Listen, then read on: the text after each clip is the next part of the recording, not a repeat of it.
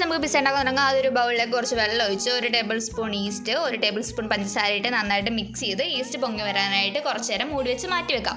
കുറച്ച് കഴിയുമ്പോഴത്തേക്കും നമ്മുടെ ഈസ്റ്റൊക്കെ ഇവിടെ പൊങ്ങി വന്ന് റെഡി ആയിട്ടുണ്ടാവും. അപ്പോൾ അതിലേക്ക് 1 ടേബിൾ സ്പൂൺ ഉപ്പ്, മൈദപ്പൊടി, ഒറിഗാനോ, കുറച്ച് സൺഫ്ലവർ ഓയിലും കൂടെ ഒഴിച്ച് നന്നായിട്ട് മിക്സ് ചെയ്ത് ചപ്പാത്തി മാവൊക്കെ കുഴക്കണ പോലെ നന്നായിട്ട് മിക്സ് ചെയ്ത് മാവ് പൊങ്ങാനായിട്ട് മാറ്റി വെക്കാം. മാവ് ഡ്രൈ ആകാതിരിക്കാൻ കുറച്ച് ഓയിലും കൂടെ അപ്ലൈ ചെയ്ത് മാറ്റി വെക്കണം. നമുക്ക് പിന്നെ ചിക്കൻ അരിഞ്ഞെടുത്ത് അതിനായിട്ടുള്ള ബാറ്റർ റെഡിയാക്കാം. അതിലേക്ക് കുറച്ച് മഞ്ഞൾപ്പൊടി, മല്ലിപ്പൊടി, മുളക് പൊടി, ജീരകം, തൈര്, ആവശ്യത്തിന് ഉപ്പ്, 1 ടേബിൾ സ്പൂൺ സൺഫ്ലവർ ഓയിൽ ഒഴിച്ച് നന്നായിട്ട് അങ്ങോട്ട് ചിക്കനുമായിട്ട് മിക്സ് ചെയ്തെടുക്കാം. കുറച്ചത് മിക്സ് ചെയ്ത ശേഷം നമ്മൾ അരച്ച് വെച്ചിരിക്കുന്ന ജിഞ്ചർ ഗാർലിക് പേസ്റ്റ് കൂടെ അതിലേക്ക് ആഡ് ചെയ്ത് ഒന്നുകൂടെ മിക്സ് ചെയ്തെടുക്കണം. നമുക്ക് ഉണ്ടാക്കേണ്ടത് പിസ്സ സോസ് ആണ്. അതിനായിട്ട് 2 തക്കാളി, 1 സവാള, കുറച്ച് വെളുത്തുള്ളി, കുറച്ച് വെള്ളം ഒഴിച്ചൊരു കുക്കറിലേക്ക് അടച്ച് വെച്ച് 2 വിസിൽ വേവിച്ചെടുക്കണം.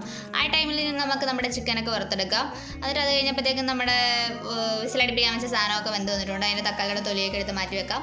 അതൊരു മിക്സിയിലേക്ക് ഇട്ട് നന്നായിട്ട് അടിച്ചെടുത്തിട്ട് ഒരു പാനിലേക്ക് ഒഴിച്ച് നേരെ കുറച്ച് മുളക് പൊടി, ഒറിഗാനോ, സൺഫ്ലവർ ഒഴിച്ച് നന്നായിട്ട് മിക്സ് ചെയ്തെടുക്കുക.